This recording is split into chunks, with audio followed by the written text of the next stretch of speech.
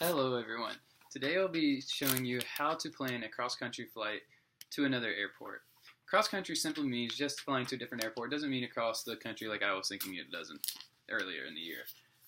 So first you want to gather your sectional, your navlog, your E6B, and then also your plotter.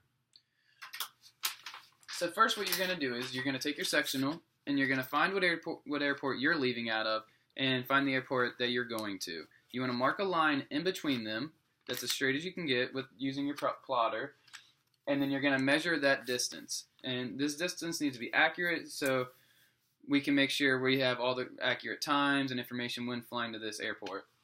So then the next thing you want to do is find checkpoints along the way to the other airport. So when you're flying, you'll see things like railroad tracks or factories or rivers or anything like that. And so you want to take these and mark these on your sectional on the line that you're flying. And you want to make sure they're really close to the line, or else you will be flying like a zigzag pattern trying to go to each one. And that's not really good flying.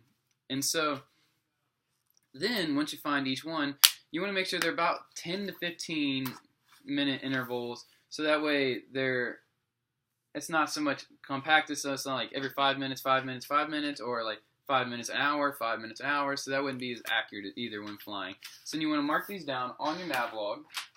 You also want to mark down the total distance that you'll be flying and the distances in between each one. And so the next thing you want to do is grab your weather briefing. And so you want to make sure your weather briefing is accurate, and you want to use it to the right altitude that you're going to be flying at during this flight. So each different climb, your cruise, and then your descent, you want to make sure those are all accurate with what you have with your weather briefing. And so then you're going to put in the predicted wind, what the winds aloft say, and it's going to be a direction and the velocity. You want to make sure that it's correct with what you're writing down. And then you also want to grab the temperature. And so that way you can figure out all these individual things that we'll need to find, like the true airspeed, the wind correction, the true heading, the magnetic deviation, and the compass heading. These are all different things that can actually be their own videos themselves, but we're gonna go pretty brief over them. And then so you want to make sure that you have those all correct. And then the next thing you want to do is do all your performance calculations. You want to make sure that you're flying in a certain amount of time, the distance, and your airplane is going to be performing at that speed and gallons per hour. And you want to make sure all of this is accurate to when you're flying.